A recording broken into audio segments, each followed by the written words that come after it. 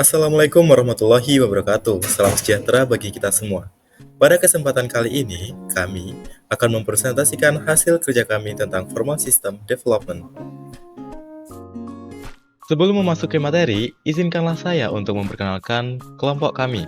Yang pertama ada Indriani Alif dengan NRP 009. Kemudian ada saya, Diki Febri Primadade dengan NRP 036. Dilanjutkan oleh Zaiza Bunamura dengan NRP 090. Dan Nida Aulia Amartika 095. Dan yang terakhir ada Kadek Mawar Kumala Dewi dengan NRP 179. Nah, selanjutnya kami memiliki outline materi. Yang pertama ada definisi apa sih itu FSD, kemudian hubungan FSD dengan RKPL, kemudian karakteristik dari Formal System Development, kemudian ada tujuan dari penggunaan FSD itu sendiri itu apa. Kemudian kita juga memberikan bentuk implementasi dari FSD itu sendiri. Yang keenam ada perbedaan, yang ketujuh ada tantangan dalam menggunakan FSD, dan ke-8 ada kesimpulan. Oke, jadi yang pertama di sini ada definisi dari RKPL dan FSD.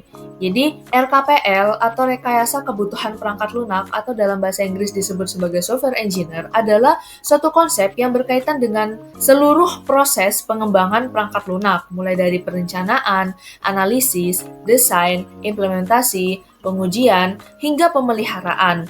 Tujuan dari adanya RKPL ini adalah untuk menghasilkan software atau perangkat lunak yang berkualitas sehingga dapat diandalkan dan memenuhi kebutuhan pengguna. Kemudian pengertian dari pengembangan sistem development atau FSD atau Formal System Development adalah pendekatan RKPL yang berfokus pada penggunaan formalisme matematika dan teknik terstruktur untuk merancang, mengembangkan, dan memverifikasi software. Tujuan dari adanya FSD ini adalah untuk meminimalkan kesalahan dalam perangkat lunak, meningkatkan keandalan, dan memastikan bahwa software ini sesuai dengan kebutuhan yang telah ditentukan dengan jelas. Next, di sini ada hubungan dari RKPL dan FSD. Dimulai dari metode pengembangan. Jadi RKPL ini adalah metode dan pendekatan untuk mengembangkan suatu software. Sedangkan FSD adalah metode pengembangan yang digunakan di dalam RKPL. Kemudian hubungan dalam hal penekanan kualitas. Pada RKPL itu menghasilkan software yang berkualitas, efisien, dan sesuai dengan kebutuhan pengguna. Sedangkan pada FSD itu mengembangkan software yang akurat, andal, dan sesuai dengan spesifikasi. Kemudian dalam hal pengurangan ambigu, di RKPL sendiri adalah menggunakan metode tradisional sehingga berpotensi ambigu. Sedangkan pada FSD itu menggunakan notasi formal untuk mengurangi ambiguitas. Hubungan yang selanjutnya yakni dalam hal verifikasi dan validasi. Dalam RKPL itu mendorong pengujian dan validasi software. Sedangkan pada FSD itu mendorong verifikasi matematis terhadap spesifikasi dan implementasi software. Kemudian hubungan RKPL dan FSD dalam hal pemilihan pendekatan. Dalam RKPL, metode pengembangan ini tergantung proyek tertentu, kebutuhan klien, dan faktor lainnya. Sedangkan pada FSD, salah satu pilihan metode pengembangan yang dapat digunakan dalam rekayasa software jika tingkat ketepatan matematis diperlukan. Oke, dari beberapa penjelasan tadi, dapat disimpulkan bahwa hubungan antara RKPL atau rekayasa kebutuhan perangkat lunak dengan FSD atau Formal System Development, yakni Formal System Development adalah salah satu pendekatan atau metodologi yang dapat digunakan di dalam RKPL. Tujuannya adalah untuk memastikan kualitas dan keandalan perangkat lunak dengan cara yang lebih formal dan matematis daripada beberapa metode pengembangan perangkat lunak lainnya yang mungkin lebih berfokus pada pendekatan praktis. Metode formal sering digunakan dalam pengembangan perangkat lunak yang memiliki tingkat kritisitas yang tinggi, seperti perangkat lunak sistem keamanan atau sistem perbankan. Oke, selanjutnya di sini ada kelebihan dan kekurangan pada model FSD. Yang pertama yakni model requirements identification. Kelebihannya adalah fokus pada pemahaman awal kebutuhan pengguna, Kemudian kelebihan yang kedua adalah memungkinkan tim untuk merancang solusi yang sesuai dengan kebutuhan dasar. Kemudian untuk kekurangannya sendiri, kekurangan yang pertama ini ada kemungkinan terjadi ketidakpastian dalam mengidentifikasi kebutuhan awal, dan kekurangan yang selanjutnya adalah perubahan kebutuhan kemungkinan besar akan muncul saat proyek itu sedang berlanjut. Kemudian pada model yang kedua yakni requirement specification. Kelebihan yang pertama yakni menyusun kebutuhan secara terperinci sehingga dapat meminimalkan ambiguitas. Kemudian kelebihan yang kedua adalah memudahkan perbandingan kebutuhan dengan hasil akhir sistem. Selanjutnya, kekurangan dari model ini adalah memerlukan waktu dan upaya yang signifikan untuk menyusun spesifikasi yang komprehensif dan kesulitan dalam mengatasi perubahan kebutuhan yang mungkin akan muncul nantinya. Kemudian pada model FSD formal modeling, kelebihannya yakni menggunakan notasi formal untuk menggambarkan sistem sehingga dapat mengurangi ambiguitas. Kelebihan yang selanjutnya yakni memungkinkan analisis matematis dan verifikasi sistem. Untuk kekurangannya sendiri ada memerlukan pengetahuan khusus dalam bahasa formal yang digunakan, dan proses pemodelan formal itu biasanya memakan waktu yang lebih banyak. Kemudian untuk kelebihan dan kekurangan pada model FSD yang lain adalah yang pertama itu ada formal verification. Jadi untuk kelebihannya yang pertama ada kepastian matematis, kemudian ada pengidentifikasian kesalahan lebih dalam, kemudian ada produktabilitas. Kemudian untuk kekurangannya yang pertama ada kompleksitas, keterbatasan model, dan kurang fleksibel. Kemudian untuk poin selanjutnya yaitu implementation. Untuk kelebihannya yaitu yang pertama ada kemudahan verifikasi, kemudian ada produktabilitas dan dokumentasi yang kuat.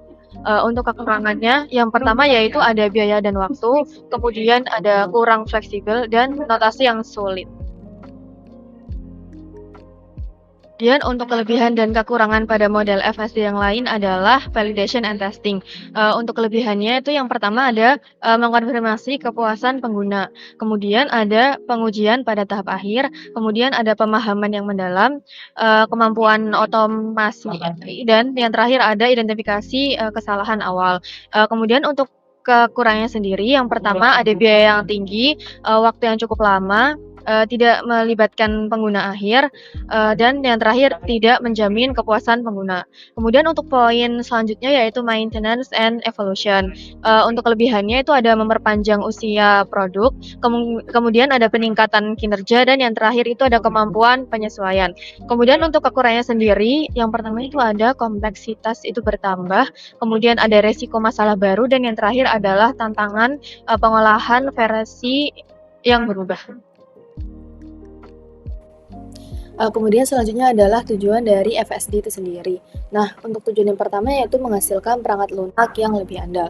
Salah satu tujuan utama FSD adalah memastikan bahwa perangkat lunak yang dikembangkan itu sangat andal. Dengan menggunakan pendekatan formal, FSD itu bertujuan untuk menghasilkan perangkat lunak yang memiliki tingkat andal yang tinggi sehingga mengurangi resiko kegagalan atau cacat dalam sistem. Kemudian selanjutnya adalah meminimalisir kesalahan. FSD itu berusaha untuk mengidentifikasi dan mengurangi kesalahan sejak awal dalam siklus pengembangan. Dengan melakukan verifikasi matematis dan validasi, tujuannya adalah untuk menghindari kesalahan atau masalah yang mungkin muncul nantinya dalam perangkat lunak. Kemudian selanjutnya adalah meningkatkan dokumentasi. Jadi FSDC di sini mendorong dokumentasi yang rinci dan formal sepanjang siklus pengembangan.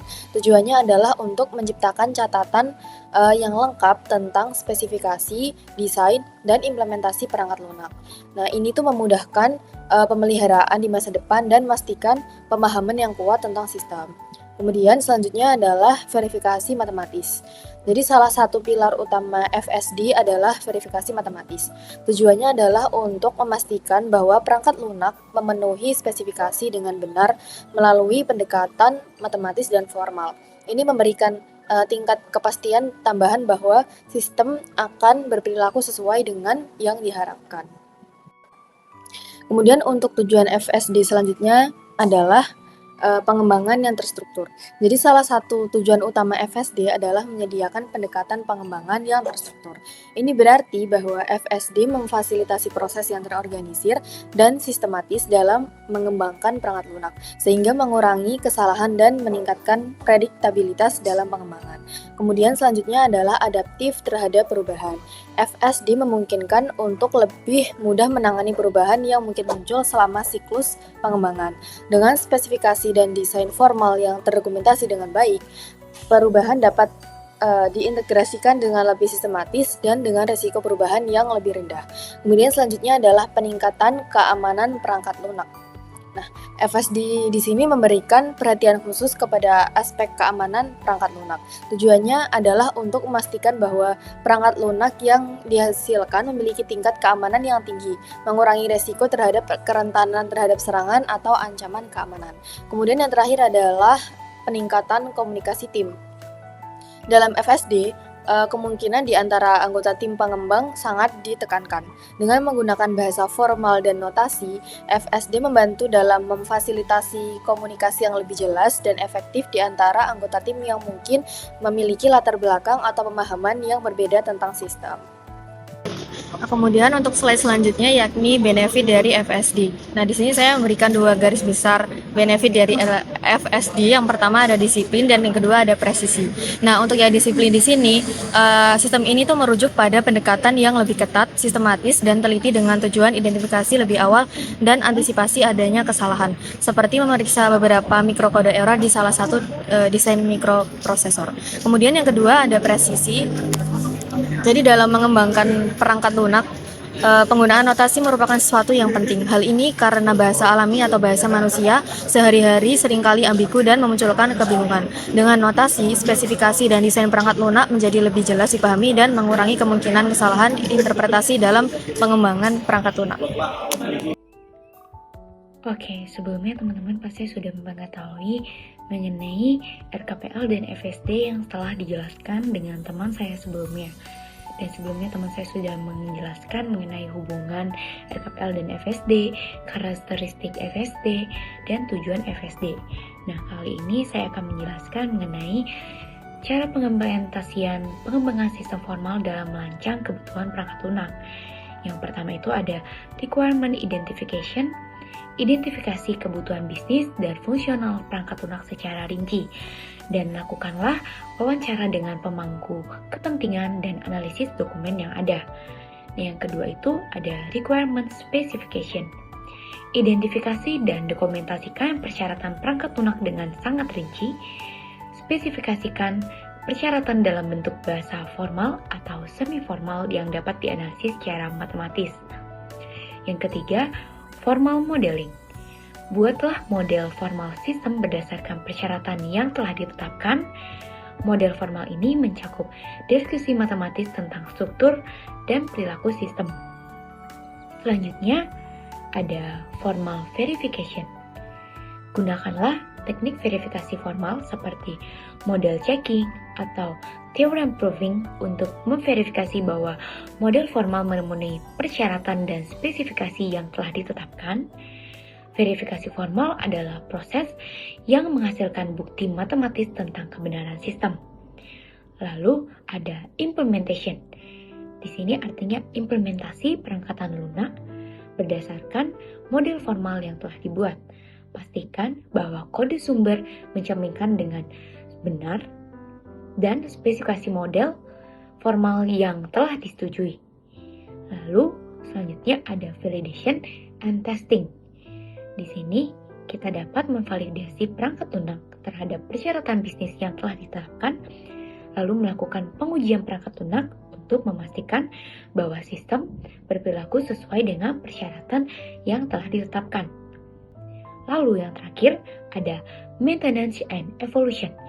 Setelah implementasi awal, sistem akan mengalami pemeliharaan dan perubahan. Pastikan bahwa perubahan-perubahan ini juga mengikuti pendekatan pengembangan sistem formal untuk menjaga konsistensi dan kualitas sistem. Nah, di sini terdapat sistem development life cycle, di mana dimulai dari planning, analysis, design, coding, testing, dan maintenance. Lalu kembali lagi kepada planning, karena setelah maintenance itu akan ada perubahan dan kita juga memerlukan planning apa yang akan kita lakukan ke depannya. Begitu pula dengan cycle selanjutnya. Baik, saat kita belajar tentang formal system development, maka kita juga akan sering mendengarkan istilah formal method. Lalu apa sih bedanya formal system development dan juga formal method? Formal system development atau pengembangan sistem formal dan formal methods atau metode formal adalah sebenarnya dua konsep yang saling terkait dalam rekayasa perangkat lunak. Kemudian, keduanya sering digunakan secara bersamaan karena mereka menekankan pada penggunaan formalisme matematika dalam pengembangan perangkat lunak. Lalu sebenarnya apa yang membedakan antara formal method dan juga formal system development? Jadi sebenarnya formal method adalah bagian dari FSD yang berfokus khusus pada penggunaan teknik formal, notasi matematika, dan alat formal dalam analisis, spesifikasi desain, dan verifikasi perangkat lunak. Metode formal digunakan untuk memeriksa dan memastikan kebenaran matematis dari perangkat lunak, serta untuk mengidentifikasi masalah dalam perangkat lunak sejak dini. Sementara formal system development sendiri merupakan pendekatan yang lebih luas dalam pengembangan perangkat lunak. FSD mencakup penggunaan formalisme untuk seluruh siklus pengembangan perangkat lunak, dari pemahaman awal tentang kebutuhan hingga desain, implementasi, dan verifikasi. FSD lebih menekankan pada proses secara keseluruhan dalam menghasilkan perangkat lunak yang lebih andal dan sesuai dengan kebutuhan yang telah ditentukan. Untuk lebih memudahkan bagaimana cara kita membedakan antara formal method dan formal system development, di sini dapat terlihat bahwa formal method adalah sebagian irisan dari formal system development itu sendiri. Jadi, sementara FSD adalah konsep yang lebih luas yang mencakup seluruh siklus pengembangan perangkat lunak, termasuk penerapan metode formal. Formal methods atau metode formal adalah subdomain dalam FSD yang secara khusus menekankan penggunaan formalisme matematika dalam analisis dan verifikasi perangkat lunak. Dalam prakteknya, kedua konsep ini sering digunakan bersamaan karena metode formal seringkali menjadi komponen penting dalam pendekatan FSD yang lebih luas untuk memastikan keandalan, kualitas, dan kesesuaian perangkat lunak dengan kebutuhan. Kemudian ada pun beberapa tentangan ketika menggunakan FSD seperti berikut. Yang pertama itu adanya kompleksitas matematis, kurva pembelajaran, keterbatasan alat formal, peningkatan waktu dan biaya awal, ketidakpastian dalam kebutuhan, integrasi dengan alat konvensional, kebutuhan untuk keahlian khusus, kurangnya kesadaran tentang manfaat, dan keterbatasan dalam kompleksitas problem. Oke, selanjutnya saya akan menjelaskan mengenai contoh penerapan pada proyek model formal. Oke, di slide ini saya memberikan beberapa contoh. Di antaranya ada sistem pengendalian pesawat terbang atau Aerospace Control System. Ya, yang kedua ada sistem kendali industri atau Industrial Control System.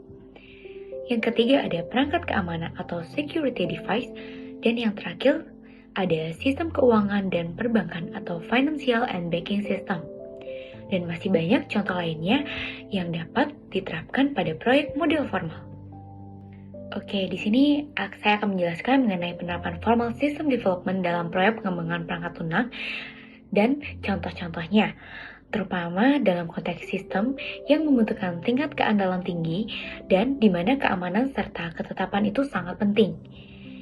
Nah, berikut adalah beberapa contoh penerapan formal sistem development dalam proyek. Yang pertama itu ada sistem pengendalian pesawat terbang atau Aerospace Control System.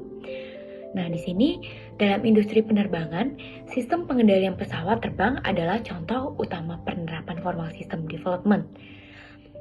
Di sini memiliki specification formal digunakan untuk mendefinisikan perilaku pesawat dan sistem pengendaliannya. Lalu ada verifikasi formal yang digunakan untuk memastikan bahwa pesawat akan berperilaku sesuai dengan standar keselamatan yang ketat. Selanjutnya, ada sistem kendali industri atau Industrial Control System. Dalam industri, Formal System Development diterapkan untuk sistem kendali otomatis yang mengatur dan mengawasi proses produksi. Model formal digunakan untuk memprediksi perilaku sistem dan verifikasi formal memastikan keandalan dan keamanan operasi. Nah, yang selanjutnya ada perangkat keamanan atau security device. Di sini kita dapat lihat ketika mengembangkan perangkat keamanan seperti firewall atau IDS, Intrusion Detection System. Formal System Development digunakan untuk memerinci aturan dan operasi perangkat ini dengan sangat jelas. Sementara verifikasi formal digunakan untuk menguji kehandalan dalam mendeteksi ancaman keamanan. Nah, yang terakhir ini ada sistem keuangan dan perbankan atau Financial and Banking System. Dalam pengembangan sistem perbankan dan keuangan, Formal System Development dapat digunakan untuk menggambarkan prosedur dan peraturan keuangan dengan sangat teliti dan menguji ketetapan, perhitungan, dan pemrosesan transaksi. Oke, penerapan Formal System Development dalam proyek-proyek ini membantu mengurangi risiko kesalahan yang dapat memiliki konsekuensi serius seperti kegagalan peralatan sistem atau kecelakaan pesawat terbang. Meskipun lebih mahal dan memerlukan keahlian yang khusus, penggunaan Formal System Development ini sering diperlukan untuk memenuhi standar keamanan dan keandalan yang ketat di sektor-sektor ini. Nah, selanjutnya teman saya akan menjelaskan kenapa sih sistem ini dan kenapa sih kita memilih contoh-contoh ini dan kenapa sih cocok untuk kita implementasikan. Kemudian berikut ini ada beberapa proyek yang cocok dengan menggunakan sistem FSD. Yang pertama, ada sistem pengendalian pesawat terbang Aerospace Control System. Kenapa proyek ini cocok dengan sistem FSD? Yang pertama adalah benefitnya adalah keselamatan yang kritis. Sistem pengendalian pesawat terbang adalah salah satu contoh paling kritis dalam penggunaan Formal System Development. Keselamatan penumpang dan kru adalah prioritas utama, dan kesalahan dalam sistem pengendalian pesawat bisa berakibat sangat fatal. Penggunaan model FSD membantu memastikan bahwa sistem berperilaku sesuai dengan spesifikasi dan mengikuti protokol keselamatan. Yang kedua, ada sistem kendali industri atau Industrial Control System. Sistem kendali industri digunakan dalam lingkungan yang sangat kritis dan berpotensi berbahaya seperti pabrik, pembangkit listrik, atau fasilitas kimia. Kesalahan dalam sistem ini dapat memiliki dampak yang sangat serius. Model formal digunakan untuk memastikan bahwa sistem beroperasi dengan ketepatan dan keandalan yang tinggi. Baik, proyek yang selanjutnya adalah perangkat keamanan atau security device. Perangkat keamanan seperti sistem alarm atau perangkat kunci pintu elektronik memerlukan ketepatan dan keamanan yang sangat tinggi. Formal System Development dapat hadir digunakan untuk merinci aturan akses, respons terhadap situasi darurat, dan peraturan keamanan untuk memastikan perlindungan yang optimal.